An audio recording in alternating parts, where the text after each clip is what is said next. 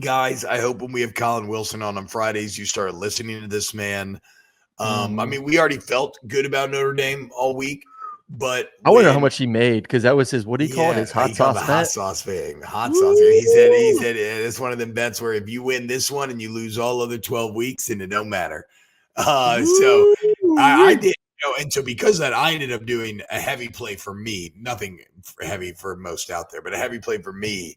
And look, man, it played out pretty much exactly how everybody said. USC was going to struggle with the physicality of Notre Dame.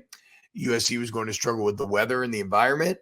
But Colin bringing the extra little bit of information across finish line told us, remember, Notre Dame wants to run. I can't remember what coverage it was, maybe cover one, but Notre Dame mainly runs the coverage that Caleb Williams is worst against. And well, lo and behold, there you go. This is a top 5 pass defense in the country in Notre Dame, or top 10. And they looked like it, man. What did Notre Dame do to make Caleb Williams end up sub 200 yards? Like, 50, 60% completion, 1 touchdown, 3 picks.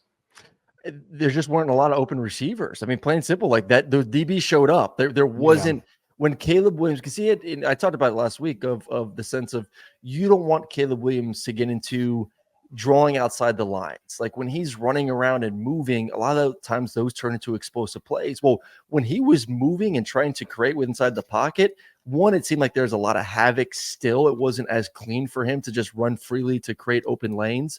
And two, the DB's plastered on the back end. Like no one was open.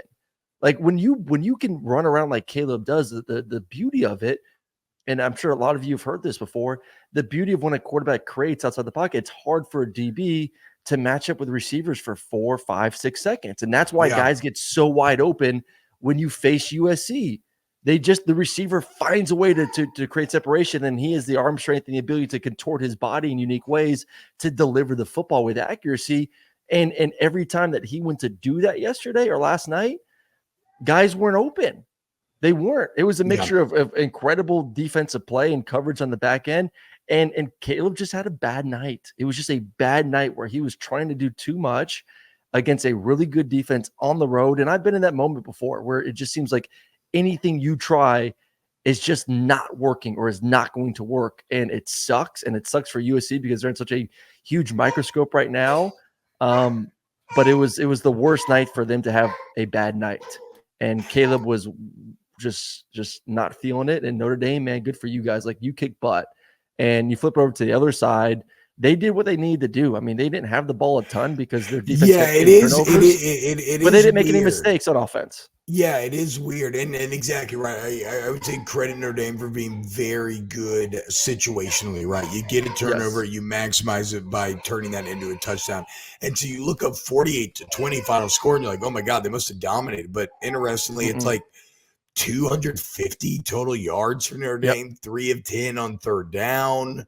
Only 25 minutes of possession. You would think heading in this game, Notre Dame would dominate time of possession because of running the football. Yeah. But like they didn't have to because once again, like it wasn't a super sexy performance by Notre Dame offensively, but they got a bunch of short fields and they took advantage. Like you said, when they got turnovers, they scored touchdowns. You get a turnover, you put it in there, you make them pay for it. And that's how you bury a team. That's how you make it. That's how you break a team spirit. And that's exactly what you ended up seeing this game. So what a great feeling for Irish fans. It's been an insane year. You've just been in constant battles. And even through the disappointment of Ohio State, where you're right there, and Louisville last week. Now, this is a good win that you can celebrate at home in South Bend.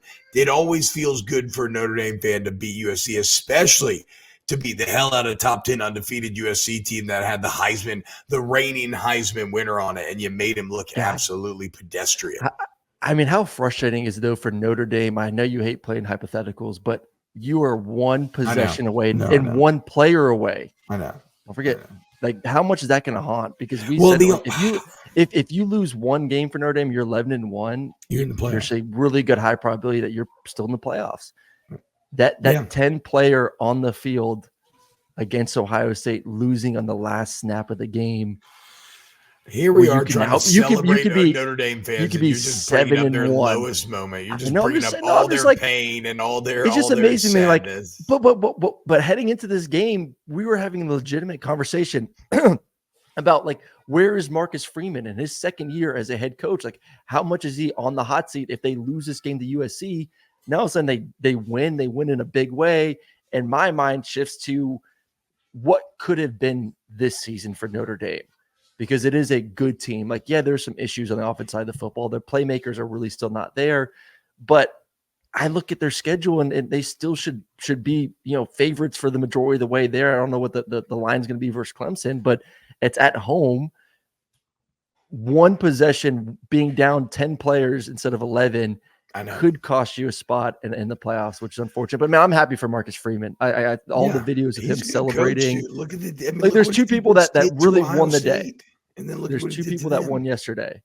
Marcus Freeman, and then the speech after the game, going back to Washington, Michael Penix Jr., the emotion of him I haven't seen this was awesome. Yeah, he was on the field and was tearing up a little bit, talking about what the win meant to him and his family and his teammates. And I thought that was a really, really cool moment. So those two definitely won the game, but good for Marcus Freeman.